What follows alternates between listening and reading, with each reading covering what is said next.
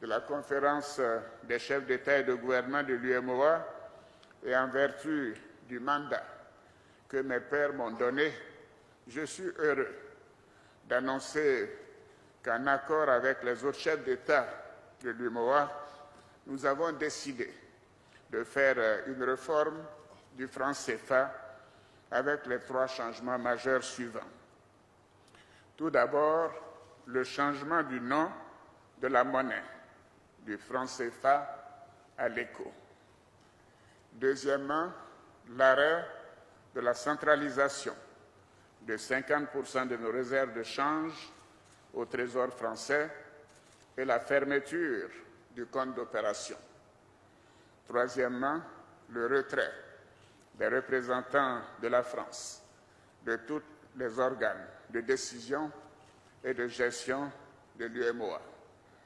Par ailleurs, cette importante réforme prend en compte notre volonté de construire notre futur de manière responsable afin d'attirer les investissements privés, de créer des emplois et de poursuivre le développement économique de nos pays.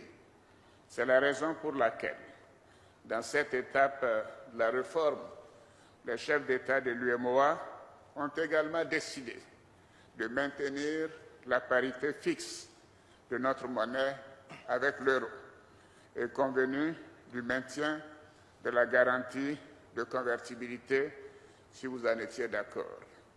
Cette importante réforme se traduira dans quelques instants par la signature d'un nouvel accord de coopération monétaire par le président du Conseil des ministres de l'UMOA et le ministre de l'économie et des finances français.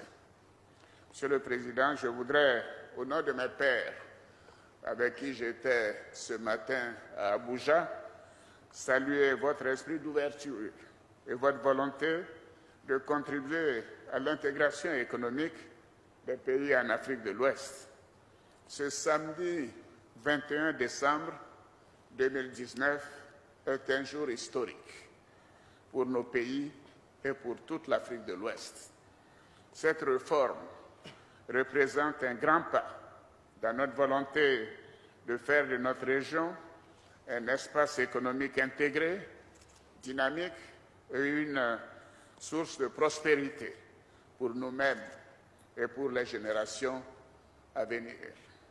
Pour terminer, je voudrais, Monsieur le Président, vous remercier sincèrement de votre visite en Côte d'Ivoire.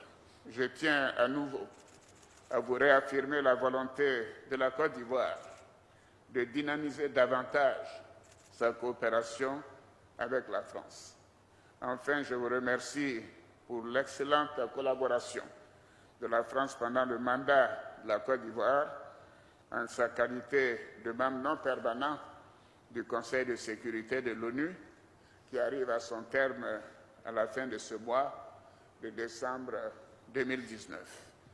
Je vous souhaite un bon séjour en Côte d'Ivoire à vous-même et à Mme Brigitte Macron et un très heureux anniversaire, Monsieur le Président, cher Emmanuel. Merci.